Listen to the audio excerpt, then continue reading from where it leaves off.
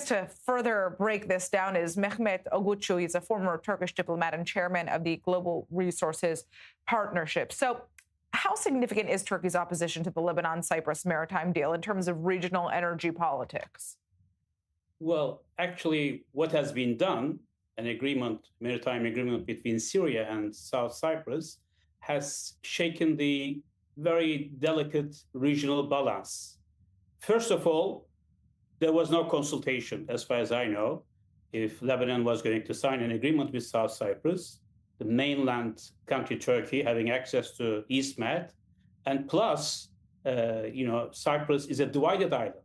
There's also the Turkish Republic of Northern Cyprus, and in a divided island where political troubles exist, you cannot sign something on behalf of the others as well without consulting, without getting consent. I think that was the main problem. Also, Syria was not consulted in this case because it's going to affect significantly exclusive economic zone of Syria. That's the reason why I understand Turkish foreign minister in Doha, while attending the Doha forum, discussed this matter with the Lebanese prime minister and raised his displeasure in that. And I think both sides will be coming together to discuss it.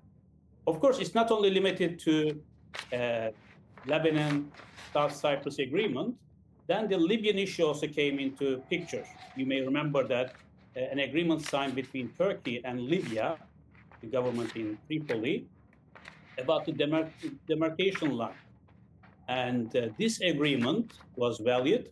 But now what we hear from the Libyan Speaker of the Parliament who visited Athens, that this agreement, legally speaking, is not valid because it wasn't approved by the Parliament. So there are these issues, significant issues. This is a very sensitive matter. It's not only a legal issue, as we know in East Med, it's a political issue.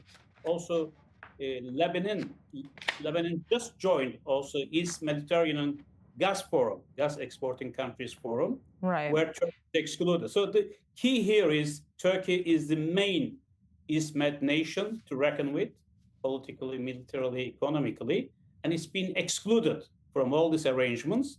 And this creates frustration and problems, which I think through negotiations and consultations could be smoothed over.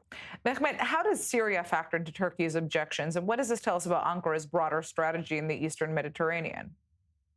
I think Syria is also a major East Med nation, but because of the domestic troubles, isolationism, diplomatic and security issues, it's not a number one priority for Syria today to get into this exclusive economic zone and maritime demarcation lines agreements. And I think with consent from Damascus, Turkey also raised this issue. Not only us and TRNC, but also Syria is not involved in these discussions. So this is like a fait accompli done between two countries without taking into account vital interests of other coastal nations. That's the issue. Because if you have such agreements, it will not be lasting because Turkey will continue to challenge it. When Syria has the power in the future, it will also challenge this. Then you have new problems. And we had a very good agreement between Israel and Lebanon, as you remember, 3 years ago, and mediated by a US diplomat. And it works now because both countries work on that and negotiate it. All right. Well, I'd like to thank you so much for joining us, Mehmet. Very interesting to hear your take.